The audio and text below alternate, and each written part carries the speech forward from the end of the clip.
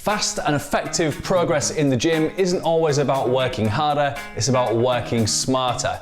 So, if you give me 7 minutes at the start of your workout, I can give you improved strength and performance, better mobility, and reduce the risk of injury. Sound good? Let's go. There are definitely some misconceptions about what a good warm-up is, what it should do for us, and whether we actually need one at all. For me, a lot of this misconception comes from the name itself, warming up. It kind of implies that all we need to do is just raise our body temperature a little bit and we're good to go. But in actual fact, a good warm-up should accomplish way more than this. So I'm going to rebrand the warm-up and show you what a really good pre-workout routine will do for you, how it can take your strength and performance to the next level, and how it can also increase your longevity in the gym. Then I'll show you the exact approach that I use with myself and my clients. What your pre-workout routine should do. We ultimately want our pre-workout routine to accomplish a number of goals, but we do want to do this in a time-efficient way. So we want to be able to spend the majority of our time in the gym working on what matters, so increasing your strength, improving your performance, reducing your body fat, or whatever it is that your specific goals are. Okay, so let's break down each phase one by one. I do want to preface this section by talking a little bit about breathing. Now, it's definitely advantageous to do some specific breath work, especially if you're doing any type of cardiovascular training, HIIT training, CrossFit, etc. I will be looking at specific breathing techniques in more detail in a future video, so make sure you subscribe to the channel so you see that when that comes out. During each part of the routine that follows, I want you to just focus on your breath. So, when we talk about breathing, we want to focus on nasal breathing, so ideally breathing through your nose. Diaphragmatic breathing, so that means taking long, slow breaths down deep into the lungs, so your diaphragm expands, your belly expands as you inhale. And then just focusing on nice, long, slow 360-degree breathing. So 360-degree breathing essentially means that as we inhale, we're not only seeing this expansion of the belly, we're also seeing lateral expansion and expansion into the spine itself as well. Foam rolling. Foam rolling is another area that is quite controversial in the fitness industry, and many people either don't know what it does, don't know how to do it properly, so they end up kind of developing this really random kind of approach to foam rolling if they do it at all. I'm going to show you how to use foam rolling as part of your pre-workout routine, but if you do want to go into more detail, I will post a link to the video that I made specifically on foam rolling, what it does, what it doesn't do, how to do it, and when to do it. So the link is above. For the purposes of this video, what we need to know is that foam rolling essentially reduces neuromuscular tone. So what does this mean? The simple way to think about this is that over time, through use or lack of use or not enough stretching, for example, muscles can get held in a shortened and tightened position. This is essentially a little bit like an electrical fault, where the muscle gets stuck or the motor unit gets stuck in the on position and keeps firing the muscle till it's kind of held in that short, tight position. Obviously, this isn't desirable, and over time it can lead to lots of tension, which ultimately lead to pain, discomfort, altered movement patterns, and injury. The good news is that by applying some static pressure and some small oscillations to the muscle in question, we can help to kind of reset that electrical supply. So we allow the neurological tone of the muscle to relax. And despite common misconceptions, we're not trying to break down scar tissue here. So those knots that you feel in the muscle are usually not knots at all, but they're usually just areas of increased neurological tone. The correct technique here should be a specific and targeted approach. So think of it like a sniper as opposed to a carpet bombing. So we're really trying to focus on the muscles that need the attention rather than rolling kind of randomly across the entire body and rolling around on the foam roller like a stranded seal. Now, where to foam roll, the areas that you need to focus on will ultimately depend on your own particular issues and also the muscle groups that you're working on that day. So because we want to be very time conscious, then you might want to focus only on the areas that are relevant to the movement patterns or the muscles that you're training in that session. So for example, if you're squatting that day, then perhaps you want to focus your attention on the hip flexors and the lateral side of the hips. If you're doing overhead work, then you might want to focus your attention on the lats and the pecs to help increase your shoulder mobility. But whichever areas you're working on, the technique remains the same. So it should be small, oscillating movements and limit the time in each area to about 20 to 30 seconds. Once again, if you do want to learn more about foam rolling, I'll pop the link up to the video here. Dynamic mobility. The goal then with this section of your pre-workout routine is to increase the range of motion at a joint or joints. Long gone are the days of static stretching where you're holding one stretch for a long period of time. What we actually want is more dynamic movements that allow an increasing range of motion but also allow the nervous system to adapt to the changes in length and movement. Here are some examples of some dynamic mobility exercises. World's greatest stretch, hamstring sweeps,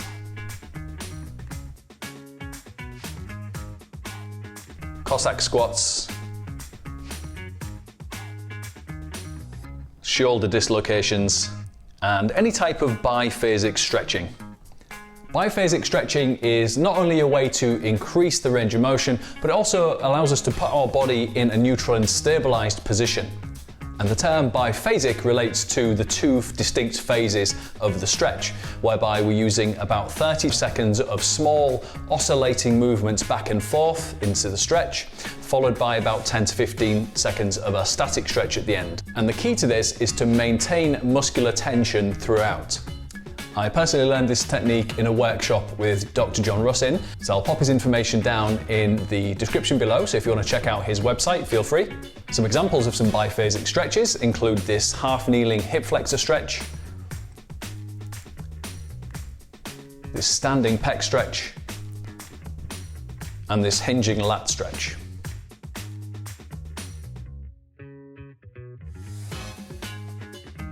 Corrective exercises.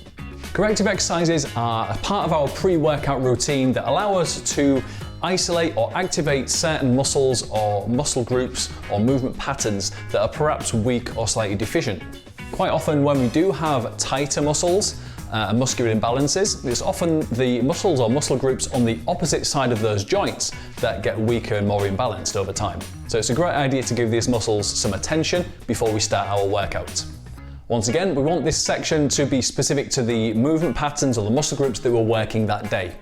Rather than me going into an exhaustive list of all possible corrective exercise variations you could do here, what you want to try and focus on are improving the movements that you know you're weakest at. So for example, if on a squat you know that you find it hard to keep those knees out, then perhaps working on a little bit of external rotation with some side plank clamshells or some banded walks, for example. Or if you want to do some overhead pressing work, but you know your upper body posture isn't that great, maybe working on some band pulls, some external rotations with a resistance band would be a great idea.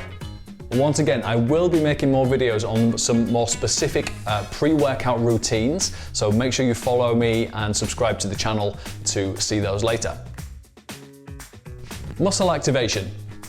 What we're trying to do in this part of the routine is to improve the mind-muscle connection between our brain and the muscles that we're using for our workout. So what we want to try to do here is to utilize optimal ranges of motion and to develop higher levels of tension throughout that range. So some examples of some great tools for this particular section are banded exercises and CARs, or controlled articular rotations. Both of these allow us to safely and consciously work the muscles in optimal ranges of motion before we start to load them heavier later. This is where resistance bands are excellent because they allow us to use big ranges of motion, but safely and under control, and allow us to build the tension very easily if we want to progress an exercise. We just step further back away from the anchor point or hold the band a little closer together. CARs are also really good here, so this stands for controlled articular rotation, and this is essentially doing a similar job to the band but using purely body weight. What we're trying to do here is to take a given joint through its entire range of motion under voluntary control, so hence the name controlled articular rotations. You can essentially do CARs for any given joint. A couple of examples here are these hip CARs from the side lying position and shoulder CARs. Again, feel free to check out my other videos on this topic. Foundational movement patterns. So if you didn't already know, we have 6 foundational movement patterns that almost all exercise are built upon. That's squat, lunge, hinge, push, pull, and carry. And what we're trying to do in this phase of the workout routine is to develop better technique, better form with less resistance in one or more of those movement patterns. So again, we want to save time here. So we're really focusing in on the movement patterns that most closely resemble the movement patterns or muscle groups that we're going to be working in that session. So if you're doing squats for that day, then focus on controlled body weight squats. If you're going to be doing bench presses, then focus on push-ups and so on. The key to success in this particular phase is going low and slow. We're performing the movement slowly with low resistance, and we're really trying to own the movement. We're making sure that before we start loading it, we own it. Nervous system upregulation. This next phase is short but really fun. It usually involves 1 or 2 exercises that involve high-paced ballistic movements. It usually involves some type of jumps, jacks, or med ball slams, and the key is to be as fast and as intense as possible. And once again, it's a really good idea to pick movement patterns that closely resemble the movements that you're training in that session. So for example, if you're doing squats that day, you might want to use vertical jumps or jacks. If you're doing deadlifts that day, you can use broad jumps or long jumps, med ball slams also. And if you're doing more pushing or pulling movements, you can also use med ball slams in a horizontal plane or in a rotational plane, and also use things like plyometric push-ups. Again, this isn't an exhaustive list, so feel free to explore and have some fun with this. Ramping. Alright, so the very final part of this routine is to actually get under the bar. So in other words, we're starting with your big strength exercises, and the ramping part essentially just means using a couple of easier warm-up sets before getting into your working weight. This not only allows you to just continue the warm-up, but also build some confidence as you go into your heavier lifts. Okay, so here's a recap of the whole sequence. Foam roll. Specific and targeted foam rolling for 1 to 2 minutes. Maximum of about 20 seconds in each position. Dynamic mobility. 1 to 2 exercises to help increase your range of motion. Corrective exercises. If required, 1 to 2 exercises that will allow you to work on any weak links that you have in your movement patterns. Muscle activation. 1 to 2 exercises, 10 to 15 repetitions. Working on improving the mind-muscle connection in the muscles and the movement patterns that you're working on that day. Movement pattern development.